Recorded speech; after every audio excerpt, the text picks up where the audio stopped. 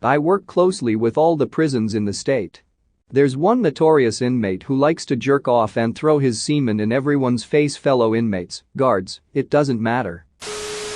Prison guards of Reddit, what's the most disturbing thing you've dealt with? So glad to see you again, viewer. It's been so long. I hope you still remember me. I'm Andrew, your narrator. While you're here, why not hit like and subscribe so we don't miss any more story times together. If you don't, I'll tell your girlfriend you're cheating on her. Oh wait, you don't have a girlfriend. Ha, we got a simp over here. Anyways, hope you did that. Let's get to the good stuff. From when my dad was a guard. 2 prisoners trying to kill a 3rd prisoner.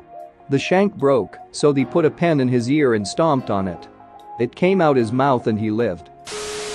Not me, but my cousin. One day she found a guy cutting his dick open and sticking tiny plastic balls inside the wounds, and the inmate wanted it to heal like that, so when he gets out it would pleasure the ladies. I worked in juvenile corrections. One of my kids threw a tantrum before lights out.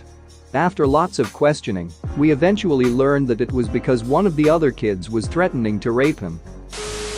I knew a prison guard at Winson Green in Birmingham, and he said the most disturbing thing about Fred West was how jovial he was. The officers kept forgetting and laughing at his jokes and stuff and then thinking, this guy sexually tortured his own daughter and buried her in concrete. My dad was installing a ventilation system at a women's prison. He had a nice chat and a sandwich with an inmate. After they said goodbye to each other, a guard told my dad that the woman was sentenced for life because she killed her husband and put the body through a meat grinder. Edit. I'm adding a bit of extra info for people asking for more details. This happened in the 70s, and my dad was working under very lenient regulations. My dad and his co-workers were merely told not to interact with the inmates, but there were no significant consequences for them if said interactions happened. Not really disturbing in a traditional sense, but still made me uncomfortable. I'm a co at the Denver complex for the Department of Corrections. Seeing James Holmes, the Aurora Theater shooter, come through our processing after getting sentenced. I'd seen this man's face and heard the stories for 2 years on TV. But seeing him in person just slapped me in the face with a weird sense of reality.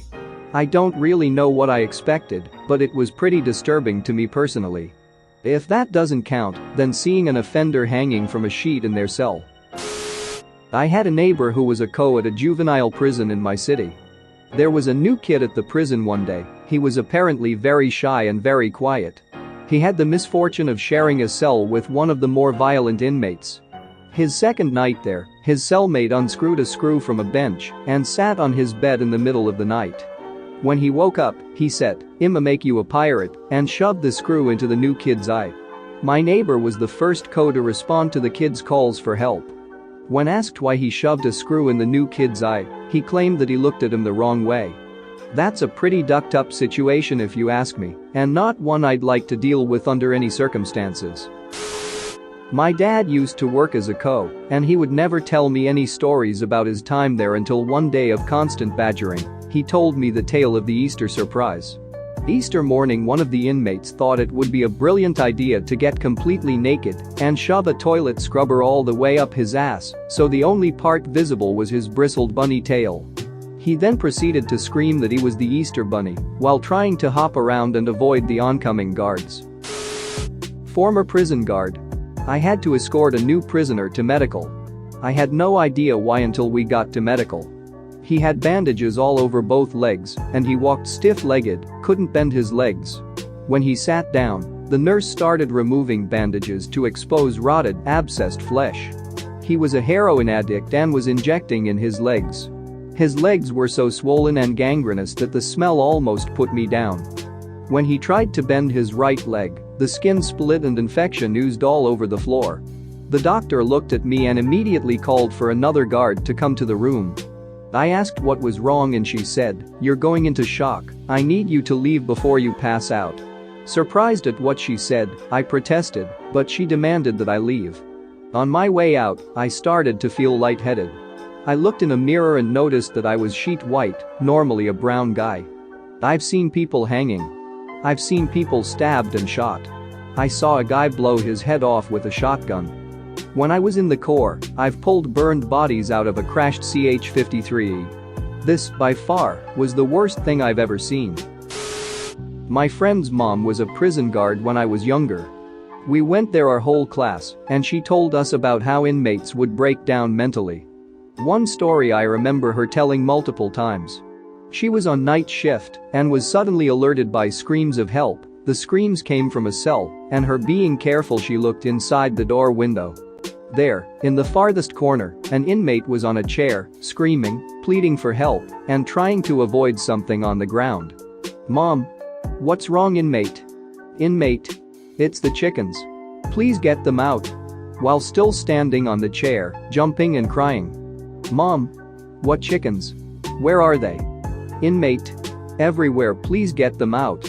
So my friend's mom opened the cell door and guided the invisible chickens out. The inmate calmed down, but as my friend's mom closed the cell door, he screamed, "You forgot one." So she went back in and got the remaining chicken. Note, the inmate in this story was a big-ass biker dude. He was probably on drugs, but I think it's a fun story. Oh boy, here we go. My first fight I responded to was a stabbing. Trying to contain that situation with nothing more than ox spray and gloves was a pretty grim welcoming to corrections. I try not to look at their charges because I find it hard to treat them the same after I find out that they are a violent sex offender. Almost every time an inmate is polite and seems like a decent enough person, I end up hearing their case in the news, and it is 9/10 sex charges. I saw a guy who slipped in the bathroom have his hip come completely out of his socket and his leg came out at a ridiculous angle. Trying to have a conversation with someone and de-escalate them when you can hardly see them because so much feces has been spread over the window. During a strip search, an inmate used his hands to make his butt cheeks say, "Excuse me, sir, but do you have a breath mint?" But by far the most disturbing thing is the complete lack of accountability. 90% of these guys have convinced themselves that they are the victims and have done no wrong.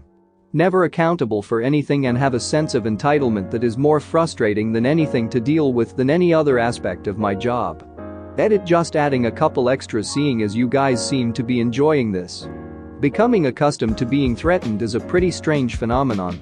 I didn't realize I had become desensitized to it until I was threatened by an inmate telling me, "I am going to murder you and rape your wife."